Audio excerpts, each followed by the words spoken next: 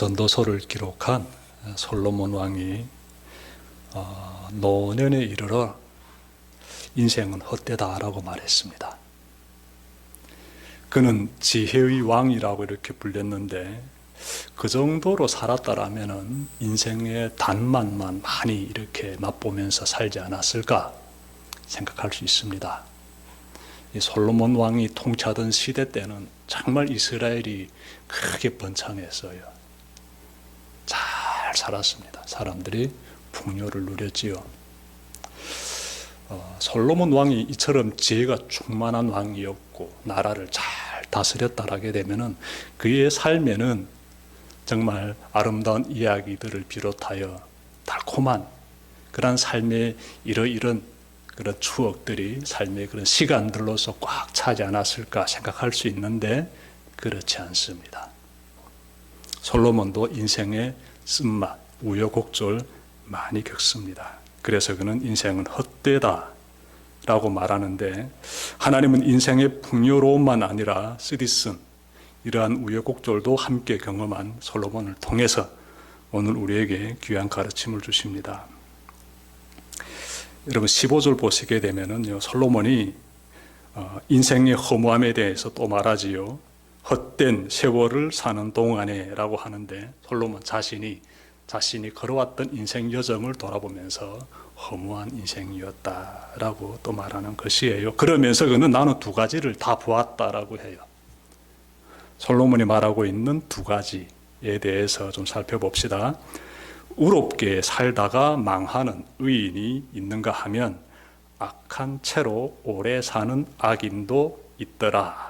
이렇게 말씀하고 있습니다. 의인인데 오래 살지 못하는 거예요. 단명합니다.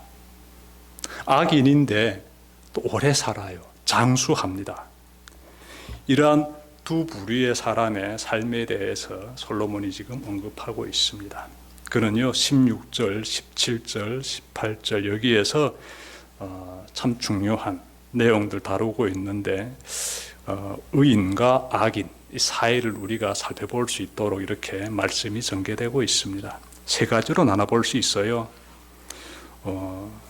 너무 의롭게 살지 말아라 라고 말하는 것이 첫 번째고, 또 두 번째는 너무 지혜롭게도 살지 말아라 라고 말하고요. 세 번째로 너무 악하거나 어리석게도 살지 말아라 라고 조언하고 있습니다. 각각 살펴봅시다. 무슨 내용일까? 잘 살펴봐야 되겠습니다. 먼저 너무 의롭게 살지도 말고 라고 16절 앞부분에서 말씀하고 있는데요. 여기에서는 의로운 척하면서 살지 말아라 라는 의미가 담겨져 있습니다.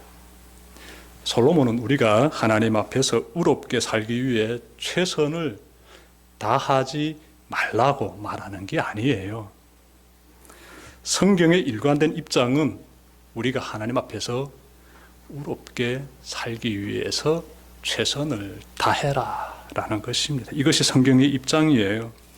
하나님의 의로우심을 바라보며 나 또한 의롭게 살기 위해 최선을 다하는 것은 하나님의 백성이 해야 될 마땅한 의무입니다.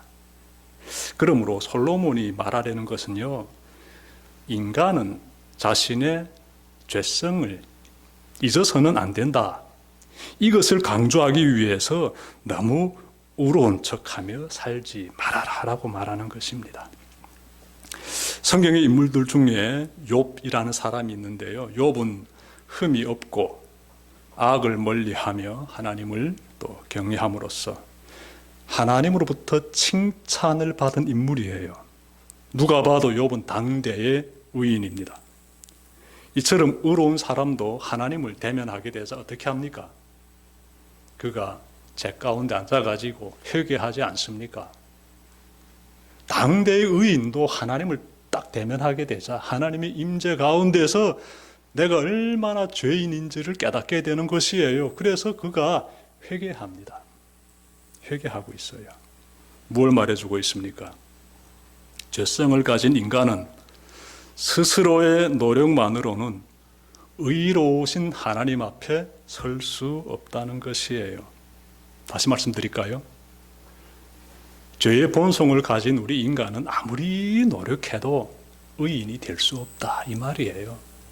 의로우신 하나님 앞에 우리 인간의 아득바득한 최선을 다하는 그 노력, 아무리 기울여봤자 의로운 자로 설 수 없다. 이것이 성경에서 욥을 통해서 우리에게 하고 있는 말씀이에요.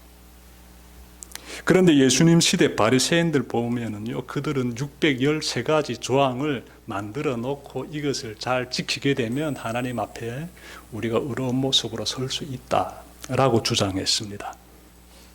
그래서 예수님께서 그들을 향해서 위선자들아, 교만한 자들아, 눈먼 인도자들아, 회칠한 무덤 같은 자들아 라면서 호되게 꾸짖으신 거예요.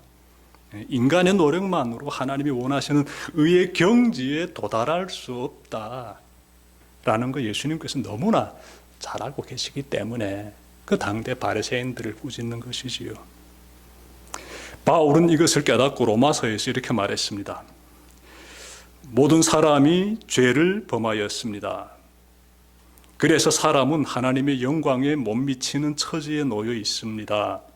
그러나 사람은 그리스도 예수 안에서 얻은 구원으로 말미암아 하나님의 은혜로 값없이 의롭다는 선고를 받습니다. 세번역 성경으로 이렇게 기록되어 있는데 로마서 3장 23절과 24절 말씀입니다. 바울은 우리가 어떤 사람이며 그러므로 어떤 자세로 살아야 하는지를 정확하게 깨달은 사람이에요. 우리는 어떤 사람인지, 우린 죄인이다, 이 사실이지요. 어떻게 살아야 하는지, 주님의 은혜로 우리가 의롭게 되었은즉 주님의 은혜 감사하면서 살아야 한다는 것이지요. 이 부분에 대해서 바울이 다 깨달은 것입니다. 우리는 예수님의 은혜로 의로워진 사람이며 그러므로 그 은혜 감사하며 하나님의 의를 따라 살아야 합니다. 네. 여러분 지금 어떻게 살고 있습니까? 혹시 예수님 시대 바리새인들처럼 겉으로는 의인인 척하고 뒤에서는 불신자처럼 살고 있지는 않습니까? 제가 며칠 전에 지인에게서 들은 이야기입니다. 어느 한 교회에 집사님이 있는데 이 집사님은 교회 일에 참 열심히 대단했습니다. 교회에서 문제가 생기게 되면은 항상 집사님이 정말 최선을 다해가지고 노력을 쏟아가지고 하나라도 이렇게 교회 일에 보탬이 되고자 늘 노력했습니다. 이렇게 교회에서는 이타적인 분이 교회를 사랑하고 교회 문제 생기면 어깨 들이밀고 해결하기 위해서 노력하는 이 훌륭한 분이 집에만 돌아가게 되면은 그 모습이 다 사라진대요. 아내가 힘들게 일하든 말든 전혀 손가락 하나 까딱하지 않고 도와주지 않는다고 해요. 그러니 밖에서는 굉장히 훌륭한 모습이고 이타적인 모습이고 예수님 잘 믿는 사람인 것 같은데 집에서는 전혀 다른 모습으로 살고 있는 것 발견할 수 있죠. 굉장히 이기적인 모습 발견하게 됩니다. 나만을 생각하는 모습. 그런데 제가 얘기 들어보니까 이분의 부인이 어느 날 쓰러졌습니다. 그런데 잘 회복이 되지 못하고 휠체어를 타야 될 정도로 건강이 안 좋아졌다라고 해요. 지금도 휠체어 타고 다닌다고 합니다. 어떤 생각이 듭니까? 신앙이 겉과 속이 같아야 되는 것입니다. 하나님 믿는 사람이 겉과 속이 같아야 된다는 것이에요. 의인인 척하면 안 된다는 것이에요. 우리 죄성을 지니고 있는 인간이지 않습니까? 이걸 항상 기억해야 돼요. 의인인 척하는 모습, 거짓된 모습, 하나님께서 그런 모습 원하지 않습니다. 이런 모습은 예수님 시대 바리새인들과 많이 흡사한 모습이에요. 예수님의 십자가 구원의 은혜를 기억하며 사는 사람은요, 삶이 일관됩니다. 밖에서 모습이나 집안에서 모습은 항상 이타적입니다. 나 중심이 아니에요. 하나님으로부터 받은 은혜가 크기 때문에 그 은혜가 감사해 가지고 늘 배려하는 삶, 타인을 보살피고자 하는 삶, 그런 삶을 살려고 하지요. 그래서 그 모습이 가정에도 그대로 비춰나게 되고, 또 밖에 나가서 교회에서도, 또 일터에서도 그렇게 비춰나게 되는 것이지요. 이렇게 비춰나는 삶이 아름다운 삶이에요. 한 가지 밝은 모습으로 삶을 빛내는 우리 모두가 되기를 바랍니다. 삶이 일관된 사람은 의인인 척 하지 않는다. 잘 기억합시다. 너무 우러운 척하는 사람, 하나님 원하시는 모습 아닙니다. 그래서 16절 앞부분에서도 너무 우롭게 살지도 말고 라고 말씀하고 있습니다. 네. 우리의 죄성을 기억하게 되면 우러운 척하며 살게 되지 않습니다. 자, 다음으로 두 번째로 찾아보게 되는 것은 너무 지혜로운 척하며 살지 말아야 합니다. 16절 뒷부분이지요. 너무 슬기롭게 살지도 말아라. 네, 이렇게 말씀하고 있습니다. 여기에서도 솔로몬은 우리가 하나님으로부터 받은 지혜를 최대한 발휘하며 살지 말라고 말하는 것은 아니에요. 예. 하나님은 우리가 하나님의 지혜를 구하며 그 지혜를 발휘하면서 살기를 원하십니다. 솔로몬 왕을 보십시오. 이 사람이 왕이 되었을 때 하나님께 구한 것이 무엇이었습니까? 하나님 저에게 지혜를 주십시오라고 구하지 않습니까? 그래서 하나님께서 지혜를 주시지 않아요.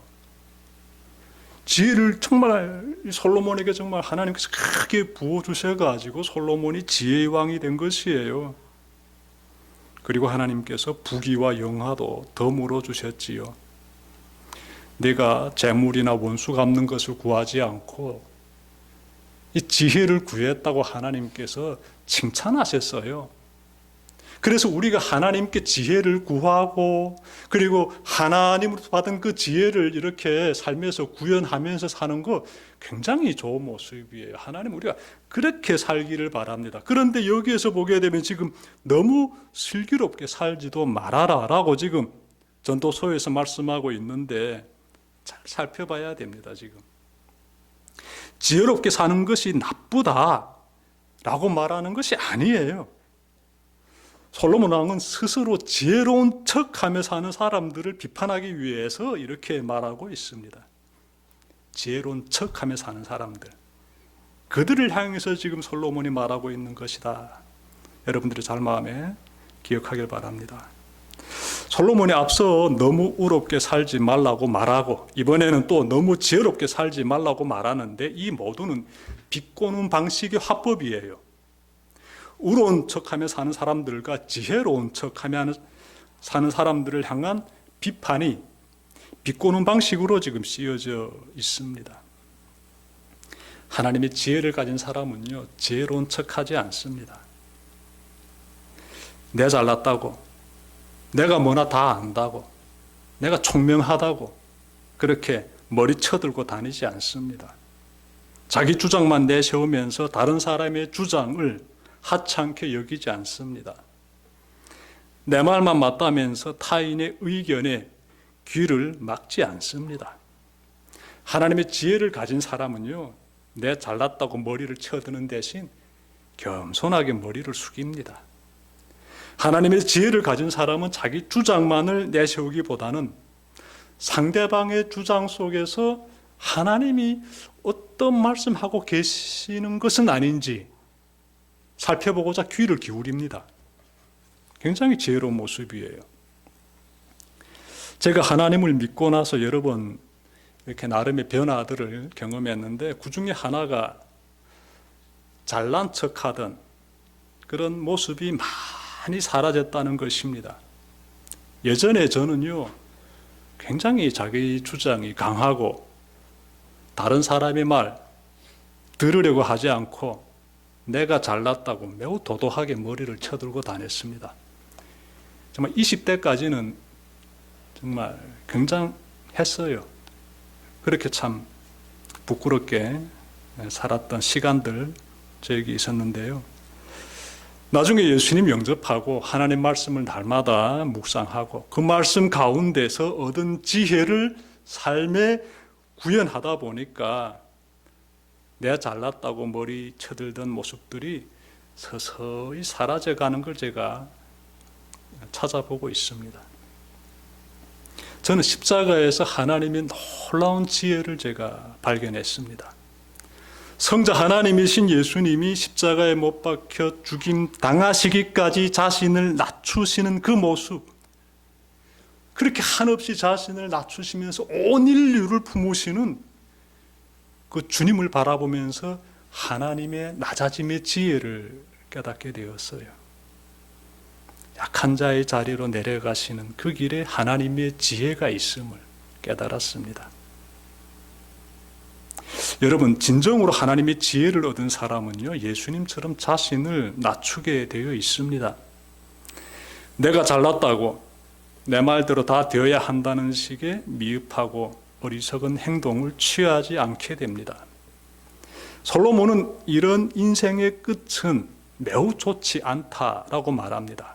그러니까 지혜로운 자인 것처럼 이렇게 살아가는 사람들의 인생의 끝은 좋지 않다. 그리고 또 우로운 척하면서 사는 사람들의 인생의 끝도 역시 좋지 않다라고 말하는데 그는 이렇게 표현합니다. 왜 스스로를 망치려고 하느냐라고 직언합니다. 솔로몬이. 그 길이 망하는 길이야. 그 인생의 끝 망하는 거야 라고 직설적으로 지금 말하고 있습니다. 그러니 여러분들 의인인 척, 지혜로운 척 이렇게 하면서 살지 말아야 합니다. 우리는 주님의 십자가를 바라보며 죄인인 나를 의의 길로 인도하신 하나님께 감사하며 하나님의 말씀에 순종하는 그리스도인의 삶을 살아야 합니다. 그리스도인의 삶, 그 삶이 진정으로 의로운 삶이며 그 삶이 참으로 지혜로운 삶이에요. 그리스도인은요 지혜로운 사람이고 그리스도인은요 의로운 사람이에요. 진정한 그리스도인들이 가지고 있는 그 모습들이 바로 참 의롭고 주님 안에서 참으로 의롭고 주님 안에서 참으로 지혜로운 것이에요. 이런 모습들이 여러분들의 삶에서 꼭 나타나길 바랍니다. 자, 끝으로 너무 악하게도 너무 어리석게도 살지 말아야 합니다. 여러분 17절 보시면요, 너무 악하게 살지도 말고 너무 어리석게 살지도 말아라 이렇게 말씀하고 있습니다. 너무 악하게 살지도 말고 또 너무 어리석게도 살지 말라면 그러면 적당히 죄를 지으면서 살라는 뜻인가 생각할 수 있는데 역시 그렇지 않습니다. 성경에 일관된 입장이 있어요. 그것은 우리가 죄에서 완전히 떠나는 것이에요. 하나님은 그걸 원합니다. 우리가 적당히 죄를 지으면서 사는 거 하나님 원하지 않으세요. 죄에서 완전히 온전히 떠나는 삶, 그런 삶을 하나님은 원하시지요. 여기에서도 솔로몬은 비꼬는 식의 화법을 사용하고 있습니다. 그는 악에 빠져 살면 아무런 유익이 없음을 너무 악하게 살지도 말고 너무 어리석게도 살지 말라는 비꼬는 식의 화법으로 지금 말하고 있습니다. 너무 악하게와 너무 어리석게는 모두 인간의 죄성을 가리키고 있습니다. 솔로몬이 말하려고 하는 것은 인간의 죄성을 가지고 있다고 하여 나는 죄를 지을 수밖에 없어 라는 자포자기식의 삶을 살아서는 안 된다는 것이에요. 형이 동생을 죽인 끔찍한 살인사건이 창세기 4장에서 나옵니다. 형이 동생을 죽인 이유가 두 가지입니다. 하나는 동생과 같이 하나님께 제사를 드렸는데 하나님이 동생의 제사는 받아주시고 내가 드린 제사는 받아주지 않으셨기 때문에 화가 난 것이에요. 하나님에 대한 원망이 살인의 밑바탕에 깔려 있습니다. 다음은 동생에 대한 질투심 때문이에요. 그런데 여러분, 이 사건이 터지기 전에 하나님께서 형님 가인에게 하신 말씀이 있어요. 창세기 4장 7절 제가 읽겠습니다. 내가 올바른 일을 하였다면 어찌하여 얼굴빛이 달라지느냐? 내가 올바르지 못한 일을 하였으니 죄가 너의 문에 도사리고 앉아서 너를 지배하려고 한다. 너는 그 죄를 잘 다스려야 한다. 하나님은 인간이 자신의 죄성을 깨닫고 죄를 다스리길 원하십니다. 즉, 죄를 짓는 자리에서 떠나 의를 행하는 자리로 이렇게 나아오기를 하나님은 원하세요. 그래서 너는 죄를 다스려야 한다라고 말씀하시는 거예요. 하나님은 우리가 적당히 죄를 지으면서 살아가는 것을 결코 원치 않으십니다. 여러분, 혹시 인간은 어차피 죄인이니 죄를 절제할 수 없어 라며 죄에 대한 자기 합리화의 삶을 살고 있지는 않습니까? 지난 21일 뉴스를 보니 김형기라는 특전사령부 대대장이 법정에서 증언할 때 이런 말을 했다고 합니다. 저는 사람에게 충성하지 않습니다. 조직에 충성하고 조직은 국가와 국민을 지키라고 했습니다. 이 대대장의 한 말이에요, 법정에서. 그는 군인의 한 사람으로서 자신이 무엇을 해야 하는지를 말하고 있습니다. 그는 군인은 국가와 국민을 지켜야 함을 기준으로 삼고 선과 악을 구별했습니다. 상관의 지시일지라도 잘못된 지시라면 단호히 불복종했습니다. 군인의 한 사람으로서 죄의 길에 서지 않겠다는 강한 의지가 굉장히 돋보입니다. 예수님을 믿는 우리는 어떻게 살고 있습니까? 하나님의 의를 위해서 그 어떤 시련도 감수하며 살고 있습니까? 저 군인처럼 말입니다. 나의 정체성을 가지고 어떤 시련이 나에게 닥쳐왔을지라도 하나님의 말씀의 그 기준을 딱 가지고 의를 향해서 그렇게 죄에서 떠난 삶을 살고 있습니까? 그렇다면 그 삶이 성도의 삶이지요. 하나님을 경외하는 삶이고요.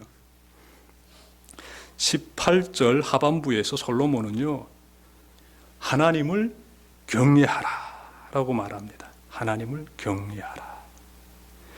우리 인생에 대해서 지금 말하고 있어요. 인생에 대해서 너무 우로운 척 하지도 말고, 너무 지혜로운 척 하지도 말고, 너무 악하게도 살지 말고, 너무 어리석게도 살지 말고, 하나님을 경외하면서 살아라 라고 이 고령의 지혜자인 솔로몬 왕이 말하고 있습니다. 말씀 마치려고 합니다. 여러분, 너무 우로운 것처럼 사는 인생은요, 우리가 말씀을 통해서 찾아봤듯이 우로운 척하는 인생은 위선자의 인생이에요. 하나님은 그런 삶 원치 않으십니다. 진실된 삶을 하나님은 원하세요. 겉과 속이 같은 삶을 하나님은 원하십니다. 그리고 지혜로운 척하는 삶, 그 교만한 삶이에요. 하나님 앞에서 우리는 엎드려지고 낮아지고 겸손한 그 모습 외에는 우리가 드릴 수 있는 모습이 없어요. 근데 그 모습이 진짜 지혜로운 모습이에요. 교만한 삶을 살지 맙시다. 끝으로 죄악의 길에서 떠나 하나님을 경외하는 삶 살아가는 여러분들 모두의 삶이 되시기를 주님의 이름으로 축원합니다. 기도드립시다.